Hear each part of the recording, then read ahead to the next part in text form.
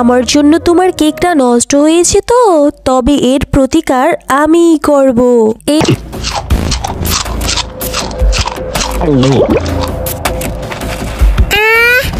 কি হলো আমার মুখ দিয়ে রক্ত বমি কেন শুরু হলো? আমার ভিতরটা জ্বলে যাচ্ছে গো। লা লা লা লা লা লা লা লা লা লা, আহা কি আনন্দ আকাশে বাতাসে।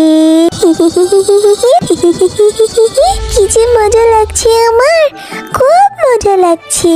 কত কান্নাকাটি করার পর মা আমাকে টাকা দিয়েছে। অবশেষে মা আমাকে কেক খাওয়ার জন্য টাকা দিয়েছে। আমি মজা করে কেক খাবো। কি সুন্দর ঘ্রাণ আসছে না। আরে আরে, আমার এত সুন্দর শখ করে কেনা কেকটা মাটিতে পড়ে গেল। এবার আমি খাবো কি? এই শেখরের বাচ্চা শেখরের জন্য আমি হোঁচটকে পড়ে গিয়েছি। আমার কেক কত কষ্ট করে মায়ের কাছ থেকে কান্নাকাটি করে টাকা নিয়ে কেকটা কিনেছিলাম। আমি কেকটা কিনে খেতেও পারলাম না। আমার কেক। আহারে, আমার শেখরে হোঁচট খেয়ে পড়ে মেয়েটার কেকটা নষ্ট হয়ে গেল। ইস, কত কাঁদছে। আমার শেখরগুলো না হয়েছে বাপু, একদম কথা শুনে না, যেখানে সেখানে ছড়িয়ে ছিটিয়ে পড়ে। এই মেয়ে, কেক নষ্ট হয়েছে বলে কি এত কাঁদতে হয় নাকি? হ্যাঁ, যাও বাড়িতে যাও, বাড়ি থেকে টাকা নিয়ে এসে বাজার থেকে কেক কিনে খাও। আবার কেঁদো না গো তুমি, আর কেঁদো না। চুপ করো তো তুমি গাছ, একদম চুপ করো, একদম কথা বলবে না তুমি আর। তোমার শিকড়ে হোঁচট খেয়ে তো আমি পড়ে গেলাম, আর পড়ে গিয়ে তো আমার কেকটা পুরো নষ্ট হলো। আর তুমি কিনা বলছো টাকা দিয়ে কেক কিনে খাওয়ার কথা। তা কেক কেনার টাকা কোথায় পাবো আমি শুনি? এই একটা কেক আমি কত কষ্ট করে কিনেছি জানো? আমার মা অন্যের বাড়িতে কাজ করে টাকা জমিয়ে সেই টাকা থেকে আমাকে কিছু টাকা দিয়েছিল, কান্নাকাটি করেছে দেখে কেক খাওয়ার জন্য। আবার কি মা আমাকে টাকা দিবে কেক খাওয়ার জন্য? আমরা কি বড় লোক? আমরা তো গরিব, এত টাকা কোথায় পাবো আমরা?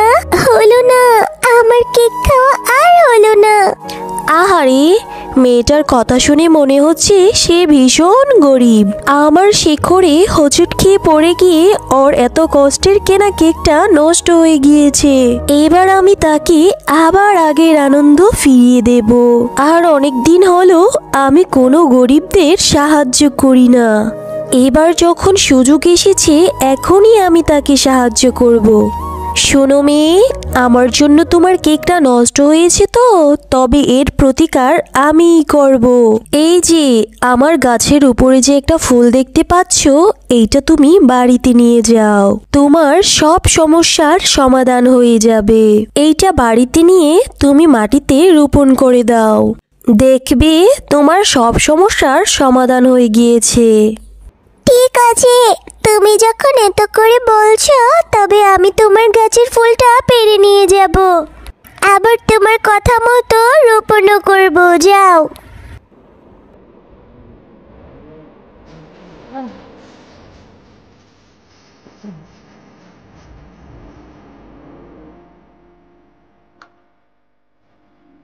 কিরে টিনা, আঙ্গিনার মাঝে অযথা মাটি খুঁড়ছিস কেন রে? আর তোর পাশে ওইটা কিসের ফুল? ফুলটা কেমন যেন অদ্ভুত অদ্ভুত লাগছে, আর ফুল থেকে একটা ঝাঁঝালো গন্ধও আসছে। কোথা থেকে এই ফুল আনলে রে টিনা? আরে মা, তোমাকে তো এই ফুলের কথা বলতে ভুলে গিয়েছি। এরপর টিনা তার মাকে সমস্ত ঘটনা খুলে বলল। তোর মাথা ঠিক আছে রে টিনা? গাছ আবার কোনোদিন কথা বলে নাকি? শরীর খারাপ হয়েছে নাকি তোর? এসব উল্টাপাল্টা কথা বলছিস। শোন, এসব দিনের বেলা স্বপ্ন দেখা বাদ দিয়ে ঘরে যা, ঘরে গিয়ে পড়তে বস। আমি পুকুর থেকে পানি আনতে গেলাম, গাছ নাকি আবার কথা বলে। মেয়েটার মাথা গেছে একবারে। এরপর টিনা গাছের কথা মতো ফুলটি রোপণ করে নেয়।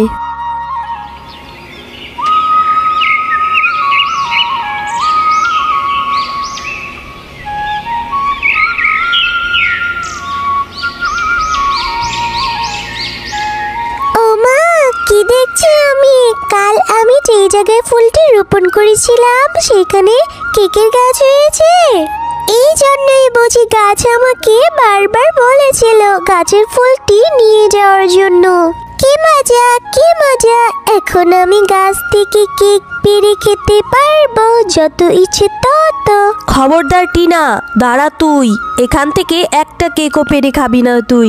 ফুল থেকে আবার গাছ হয়ে গেল আমার কেমন যেন সন্দেহ লাগছে। এইটা কোনো খারাপ কিছুর আভাস নয় তো? তুই না আমাকে কোন গাছের কথা বলেছিলি নিয়ে যেত আমাকে ওইখানে? আমি দেখতে চাই কোন গাছ তোকে এই ফুল গাছ দিয়েছে। ঠিক আছে মা, চলো আমি তোমাকে সেখানেই নিয়ে যাচ্ছি।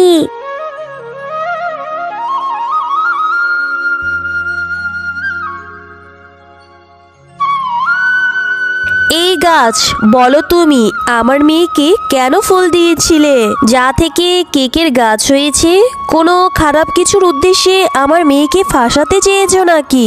হ্যাঁ, নিশ্চয়ই এই কেক খেলে আমাদের কোনো ক্ষতি হয়ে যাবে। না না গো, তুমি সম্পূর্ণ ভুল বুঝছো আমাকে। আমি তোমার মেয়ের মুখ থেকেই শুনেছি তোমরা নাকি অনেক গরিব, তাই আমি ওই ফুলটা দিয়েছিলাম সাহায্য করার জন্য।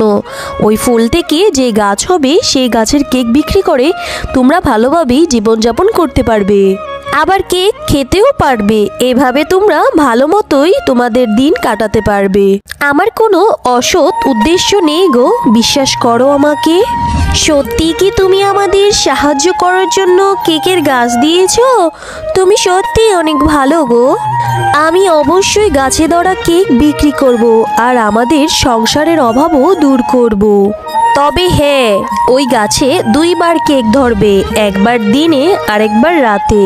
দিনের কেকগুলো বিক্রি করবে আর রাতের কেকগুলো ভুলেও ছুবে না আর খাবেও না, বুঝেছো? যাও, তোমরা এবার বাড়ি চলে যাও।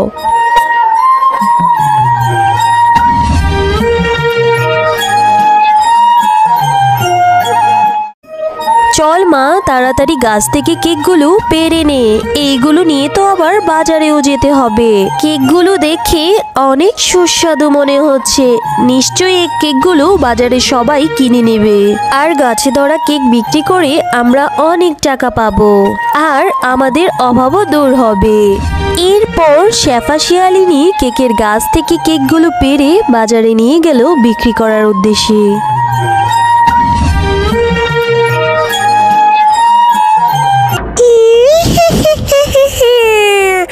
আমি এই জন্যই তো অপেক্ষা করছিলাম। আমি জানতাম ওই গাছ কাউকে সাহায্য করার জন্য আবার কিছু না কিছু দেবে।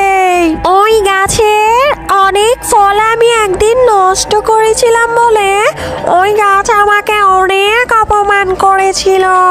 সে বলেছিল তার ফুল বা ফল দিয়ে নাকি সে গরিবদের সাহায্য করবে। এই বলে আমাকে তাড়িয়ে দিয়েছিল। সেই দিনই আমি পণ করেছিলাম যদি ওই গাছ কোনোদিন সাহায্য করে তবে সাহায্য করা জিনিস আমি নষ্ট করে দেব। আজ ওই শেফার মেয়েকে কেকের গাছ দিয়ে সাহায্য করেছে, তাই না? দেখ, সাহায্য করা গাছের সব কেক খেয়ে আমি নষ্ট করে দেব।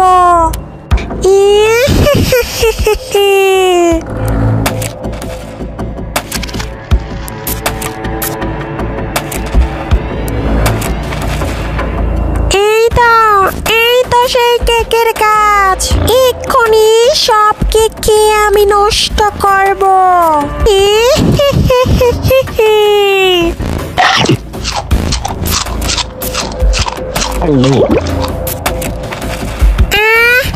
কি হলো আমার মুখ দিয়ে রক্ত বমি কেন শুরু হলো? আমার ভিতরটা জ্বলে যাচ্ছে গো। গাছে ধরা কেক খেয়ে আমার কি হলো? এ বাবা, আমাকে বাঁচাও!